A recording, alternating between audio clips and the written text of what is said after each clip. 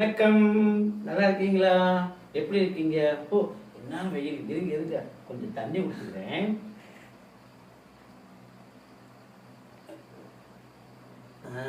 இப்பதான் தாகமா தீர்ந்துருக்கு.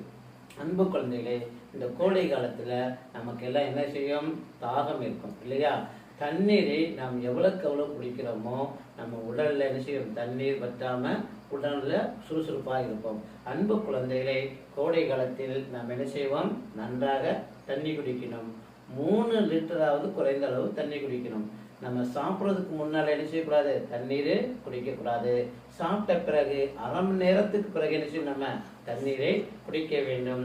அன்பு குழந்தைகளே, தண்ணீரை வீணாக என்ன செய்யக்கூடாது? செலவு பண்ணாதீங்க. சிக்கனமாக பயன்படுத்துங்கள்.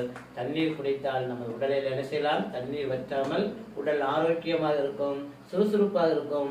கோடை காலத்தில் நன்றாக தண்ணி குடிப்போம்.